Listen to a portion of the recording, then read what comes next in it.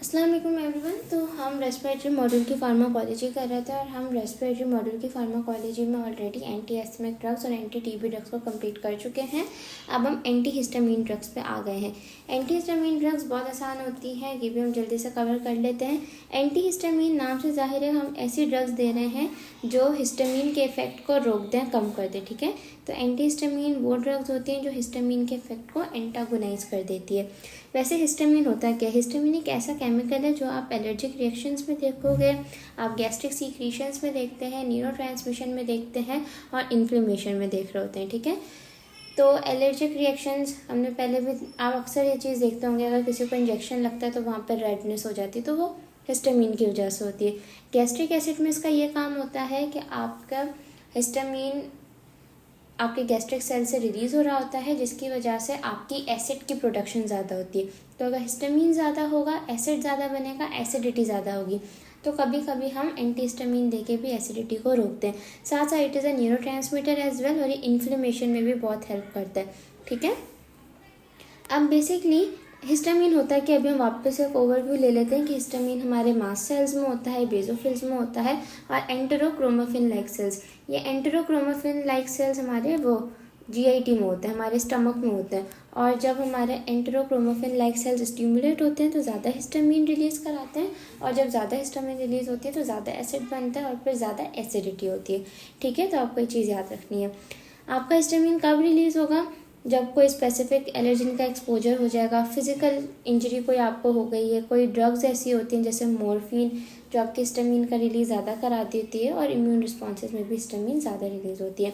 अब हिस्टामीन के कुछ रिसेप्टर्स होते हैं, टोटल 4 हिस्टामीन के रिसेप्टर्स होते हैं। आपको पता होना चाहिए कि कौन सा रिसेप्टर कहाँ मौजूद होता है। अब अगर हम H1 रिसेप्टर की बात करें तो H1 रिसेप्टर हमारे स्मूथ मसल्स में, एंडोथीलियम में, सीएनएस में पाए जाते हैं। जितने भी एलर्जिक रिएक्शंस होते हैं ना, वो H1 रिसेप्टर के थ्रू ही हो रहे होते हैं। H2 रिसेप्टर्स हमारे जीआईटी में होते हैं, गैस्ट्रिक ब्राइटर सेल्स में होते हैं। जितनी भी एसिड सीक्रीशन वाला मामला है वो H2 रिसेप्टर्स पे ही डिपेंडेंट होता है। H3 रिसेप्टर हमारे सीएनएस में होता है और ये हमारे एक न्यूरोट्रांसमीटर के तौर पर रिलीज़ होता है। और अगर हम H4 रिसेप्टर की बात करें तो जितने भी हमारे ब्लड में सेल्स होते हैं उसके ऊपर H4 हिस्टामीन का रिसेप्टर मौजूद होता है। तो आपको पता होना चाहिए कि कौन सा रिसेप्टर कहाँ मौजूद है। अब बेसिकली हमारे पास H1 रिसेप्टर ब्लॉकर्स अलग हैं, H2 रिसेप्टर ब्लॉकर्स अलग है, H3 रिसेप्टर ब्लॉकर्स अलग है और H4 रिसेप्टर ब्लॉकर्स अलग है। अगर हम H1 रिसेप्टर ब्लॉकर्स की बात करें तो H1 रिसेप्टर ब्लॉकर्स हमारे 2 जनरेशन में डिवाइड हुए हैं, एक फर्स्ट जनरेशन और एक फर्स्ट जनरेशन और दूसरा सेकंड जनरेशन। अब बेसिकली फर्स्ट और सेकंड जनरेशन क्यों डिवाइड हुआ है? फर्स्ट जनरेशन हमारी पुरानी ड्रग होती है और जितनी भी पुरानी ड्रग्स होती हैं उनके साइड इफ़ेक्ट ज़्यादा होते हैं, तो इस वजह से हम उन्हें बेहतर बनाने के लिए एक नई इन्वेंशन करते हैं, हम second generational line of drugs बना लेते हैं।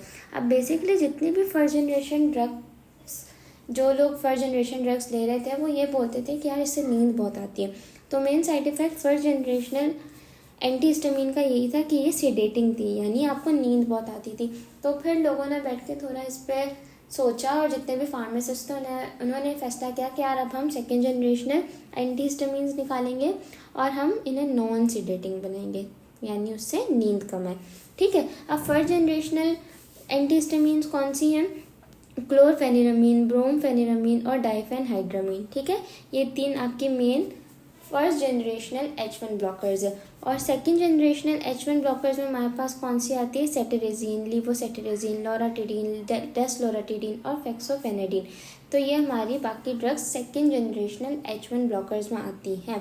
अब बेसिकली सेफ्ट्रिक्जीन और फेक्सोफेनेडिन ये बहुत ज़्यादा कॉमन ड्रग्स है। आपने घर में सुना होगा कि जेरेटिक दे रहे हैं बच्चे को, तो जेरेटिक क्या है? जेरेटिक हमारी सेटेरेक्जीन ही है।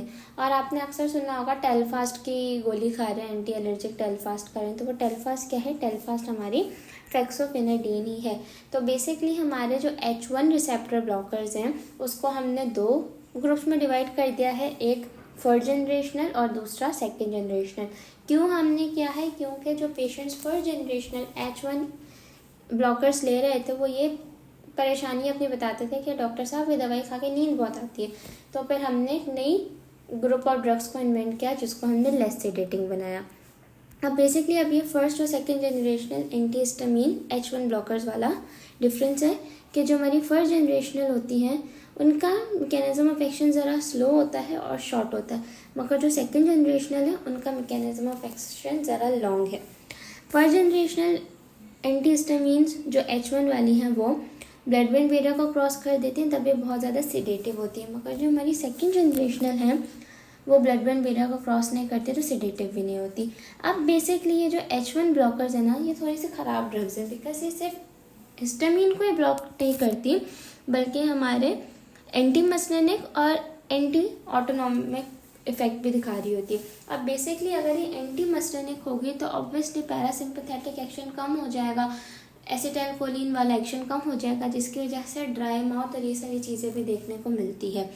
और साथ ही साथ अगर ये एंटी ऑटोनॉमिक होगा, अल्फा-1 एड्रोजेनिक रिसेप्टर्स को अगर ये ब्लॉक कर देगा तो पेशेंट को ऑर्थोस्टैटिक हाइपोटेंशन की भी तकलीफ रहेगी। तो इन सब साइड इफ़ेक्ट्स की वजह से हमने सेकेंड जनरेशनल H1 ब्लॉकर्स को ऐसा बनाया कि हमने इसकी ब्लड ब्रेन बैरियर को क्रॉस करने वाली कैपेबिलिटी को भी कम कर दिया ताकि लेस सेडेटिंग हो। हमने इसकी एंटी मस्लिनिक वाली एक्टिविटी भी कम कर दी, हमने इसकी अल्फा-1 एड्रोजेनिक रिसेप्टर वाली एक्टिविटी भी कम कर दी, जिसकी वजह से ये ड्रग बहुत अच्छी है। बट ये ड्रग हमारी थोड़ी सी महंगी होती है, मगर हमारी फर्स्ट जनरेशनल वाली ज़रा सस्ती होती है। तो अभी तक हमने ये पढ़ा कि जो H1 रिसेप्टर ब्लॉकर्स हैं वो दो ग्रुप्स में हैं, एक फर्स्ट जनरेशन और सेकेंड जनरेशन। फर्स्ट जनरेशन के टॉक्सिक इफेक्ट ज़्यादा थे, सिडेटिव थी, एंटी मस्लिनिक थी और एंटी ऑटोनॉमिक थी। तो हमने सेकेंड जनरेशन ड्रग बनाई जो हमारी लेस सिडेटिव है, किसी भी किस्म का उसका एंटी मस्लिनिक इफेक्ट नहीं और एंटी एड्रोजेनिक इफेक्ट भी नहीं है। अब बेसिकली अगर हम फर्स्ट जनरेशन H1 ब्लॉकर्स को ज़रा डिटेल में पढ़ें तो इसका मैकेनिज्म ऑफ एक्शन ये है कि कम्पिटिटिवली H1 रिसेप्टर्स को ब्लॉक करती है, ना सिर्फ H1 रिसेप्टर्स को बल्कि हमारे ये एसिटाइलकोलिन के रिसेप्टर्स को भी ब्लॉक कर देगी, हमारे एड्रेनर्जिक रिसेप्टर्स को भी ब्लॉक कर देगी, साथ साथ सेरोटोनिन के रिसेप्टर्स को भी ब्लॉक कर देगी। ये वैसे हमारी ओरली एक्टिव होती है, आप टैबलेट की सूरत में ले सकते हो, आपके सिरप के फॉर्म में भी मिलेगी, ड्रॉप्स के फॉर्म में भी मिलेगी, बाकी हमारी लिवर में मेटाबोलाइज होती है। मेन इसका इफेक्ट यही है कि हमारे H1 रिसेप्टर को ब्लॉक करती है, साथ ही साथ एंटीकोलिनर्जिक, एंटी एड्रोजेनिक और साथ ही साथ एंटी सेरोटोजेनिक इफेक्ट भी देती है। यूजेस याद करने के लिए आपको निमोनिक याद होना चाहिए, हुमा यानी H से हमारा हे फीवर, U से ट्रेकिया, M से मोशन सिकनेस और A से एंजियोडीमा। ठीक है, तो हमारे इसके मेन यूजेस है। बाकी डायफेनहाइड्रामिन के बारे में कहा जाता है कि आप इसको मोशन सिकनेस में भी देते हो और साथ ही साथ जो लोग कीमोथेरेपी पे होते हैं तो उनको तो मोशन सिकनेस बहुत ज़्यादा होती है, तो उस केस में भी डायफेनहाइड्रामिन बहुत अच्छी चलती है।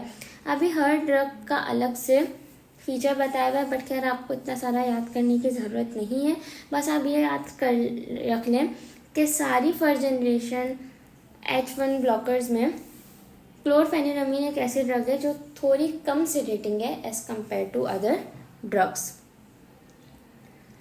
टॉक्सिसिटी यही है हमारी first generational H1 receptor blockers की कि आपकी सेडेशन कराते हैं because it crosses the blood brain barrier, anticholinergic होते हैं जिसकी वजह से ड्राई माउथ होगा, ब्लड विजन होगा, यूरिनरी रिटेंशन होगी, कॉन्स्टिपेशन होगी। CNS में यही होगा कि नींद बहुत आएगी, डिजीनेस होगी, थका थका महसूस करेगा पेशेंट। और एंटी एड्रोजेनिक के बारे में यही है कि आपका ऑर्थोस्टैटिक हाइपोटेंशन होगा।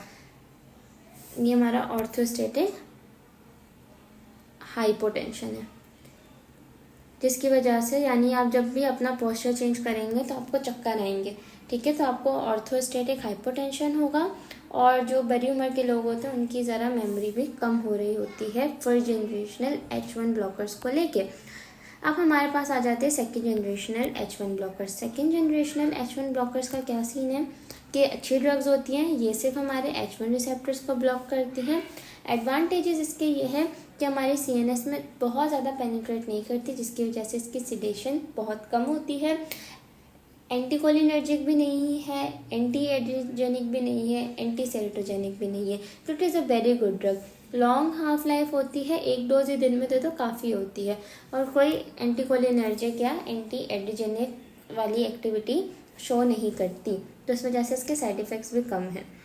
ये वापस से हमने आपके सामने चार्ट रख दिया है कि हमारे पास एंटी हिस्टामीन्स जो हमारी H1 ब्लॉकर्स हैं उसको दो ग्रुप्स में डिवाइड कर दिया है। एक फर्स्ट जनरेशनल है और दूसरा सेकंड जनरेशनल है। फर्स्ट जनरेशनल H1 ब्लॉकर्स में ज़्यादा साइड इफ़ेक्ट्स है। क्यों? क्योंकि वो हमारे ब्लड ब्रेन बैरियर को क्रॉस करके बहुत ज़्यादा पेशेंट को सिडेशन कराती है, साथ साथ एंटी कोलिनर्जिक है, एंटी एड्रिजेनिक है। बट जो हमारी सेकेंड जनरेशनल एंटी हिस्टामीन्स है वो ना CNS को क्रॉस करती है, जिसकी वजह से इनमें सिडेशन नहीं दिखती और ना ही वो एंटी कोलिनर्जिक और एंटी एड्रिजेनिक है।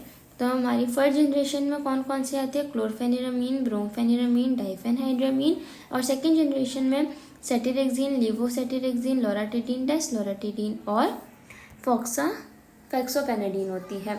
अगर हम घर में देखें, जेरेटिक बहुत कॉमनली यूज़ होती है। जेरेटिक क्या है? जेरेटिक सेटिरेक्सिन है। और जो फेक्सोफेनाडीन है वो क्या है? वो हमारी टेल्फास्ट है। टेल्फास्ट भी घरों में बहुत कॉमनली यूज़ होती है। अगेन फर्स्ट और सेकेंड जनरेशन जो H1 रिसेप्टर ब्लॉकर्स है इनका डिफरेंस आता है। तो हम देख लेते हैं कि फर्स्ट जनरेशन में हमारे पास ये लिखा हुआ है कि इसका जो एक्शन है वो ज़रा शॉर्ट होता है, मगर second generational H1 receptor blockers का जो एक्शन है वो ज़रा लॉन्गर पीरियड के लिए होता है, तो उसको दिन में सिर्फ एक ही दफ़ा देना पड़ता है। फर्स्ट जनरेशनल H1 ब्लॉकर्स हमारे ब्लड ब्रेन बैरियर को क्रॉस कर देते हैं, जिसकी वजह से सिडेटिव होते हैं, एंटी मस्टनिक हैं और साथ ही साथ एंटी एड्रिजेनिक भी है, जिसकी वजह से बहुत ज़्यादा टॉक्सिक है, इसे प्रेफर अब नहीं करते। अब हम second generational H1 receptor blockers को ही देते हैं, बिकॉज हमारे CNS में भी बहुत पुअरली पेनिट्रेट करते हैं। तो ना ये सिडेशन कॉज कराएगी, ना एंटी कोलिनर्जिक वाला इसका इफेक्ट और ना ही एंटी एड्रिनर्जिक वाला इफेक्ट है। बस जो हमारी सेकेंड जनरेशनल H1 ब्लॉकर्स है वो थोड़ी सी महंगी होती हैं as compared to first generational H1 blockers. यहाँ पे भी इन सारी ड्रग्स के नाम है और इनके स्पेशल कैरेक्टरिस्टिक्स है, बट ये सारी चीज़ें याद करने की ज़रूरत नहीं है। आप बस ये याद कर लें कि जो डेस्लोराटिडीन है वो एक एक्टिव मेटाबोलाइट होती है लोराटिडीन का। बाकी यूजेस यही हैं कि आप उसको एलर्जिक राइनाइटिस में दे सकते हैं, हे फीवर में दे सकते हैं, एंजियोडीमा में दे सकते हैं और एटोपिक डर्माटाइटिस में दे सकते हैं। और अगर हम इसके टॉक्सिक इफ़ेक्ट्स की बात करें तो इसके टॉक्सिक इफ़ेक्ट्स एज सच नहीं होते, बिकॉज ये कुछ भी लाइक सिडेशन भी नहीं करा रही, एंटी मस्टनिक भी नहीं है और हमारी एंटी एड्रिजेनिक भी नहीं है, तो किसी किस्म का कोई CNS इफेक्ट या सिडेशन नहीं होती, वेल टॉलरेटेड होती है। बट हाँ, कभी कभी आपको सर में दर्द हो सकता है, ड्राई माउथ हो सकता है। तो यहाँ पे हमारे H1 ब्लॉकर्स कंप्लीट होते हैं। हमने H1 ब्लॉकर्स दोनों कंप्लीट कर लिए हैं, लाइक हमने फर्स्ट जनरेशन भी कंप्लीट कर लिया, सेकेंड जनरेशन भी कंप्लीट कर लिए।